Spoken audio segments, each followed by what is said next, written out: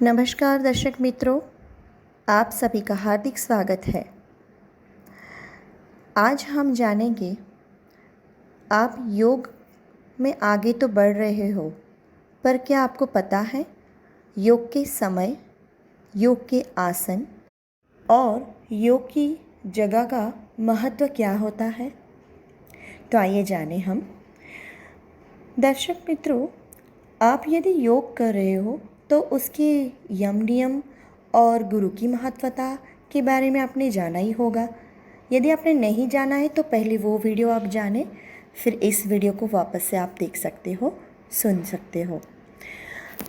तो जानते हैं हम कि योग में आसन, समय और जगह का क्या महत्व है।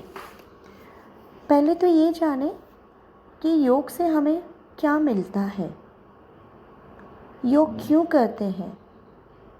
योग इसीलिए करते हैं, आजकल तो हम इसीलिए योग करते हैं शरीर फिट रहे।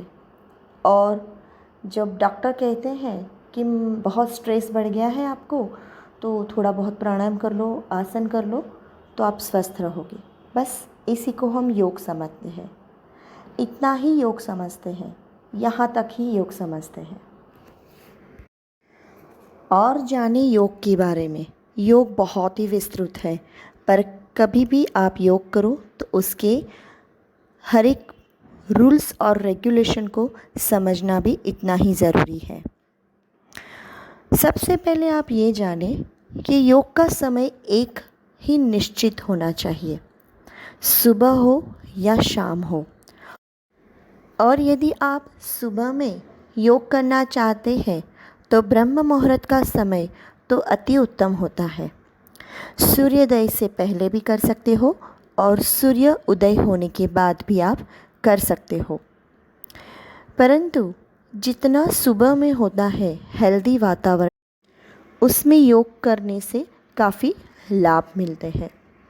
शाम को भी यदि आप योग करना चाहते हैं तो सूर्यास्त से पहले भी आप योग कर सकते हो। तो ये थी महत्वता समय की, परंतु समय एक ही होना चाहिए। जैसे कि आप सुबह में 6 बजे यदि योग शुरू करते हैं तो ये आपके हर रोज़ के नियम के अनुसार 6 बजे ही होना चाहिए। फिर आज 6 बजे किया, कल आपको अच्छे मूड में आ गए तो 5 बजे किया, या फिर लेज़ी मूड में आ गए तो 7 बजे किया या 8 बजे किया। नहीं, योग एक नियम के अनुसार चलता है, और यदि आप उस नियम के अनुसार चलते हैं तो आपको काफ़ी फ़ायदे भी मिलते हैं। आप ही खुद महसूस कीजिए कि हर एक कोई काम को करना है यदि, और उसमें परफेक्शन लाना है, तो उसी समय पे यदि किया जाए ना, तो कहते हैं कि 21 दिन तक यदि एक काम को लगातार उसी समय पे किया जाएगा तो 22वें दिन तो आप अपने आप ही वो समय पे काम करना शुरू कर देंगे। यानी आपका शरीर ही एक अलार्म जैसा है, वो आपको तुरंत याद करवाएगा ये आपका समय है ये कार्य के लिए। यानी कि यदि आप 6 बजे योग करते हो तो 22वें दिन तक आप करते हो, तो शरीर 22वें दिन पे 6 बजे ही योग करने के लिए प्रिपेयर होगा, तैयार होगा। और एक ही समय पे यदि किया गया कार्य हो तो वो एक सिद्धि बन जाता है, एक सिद्धि प्राप्ति बन जाता है। तो ये था समय का महत्व। उसी तरह से मैंने एक आसन के लिए भी वीडियो बनाया है कि खुद का आसन ही हमें खुद यूज़ करना चाहिए, दूसरों को शेयर मत करो, उसके भी काफ़ी फ़ायदे हैं।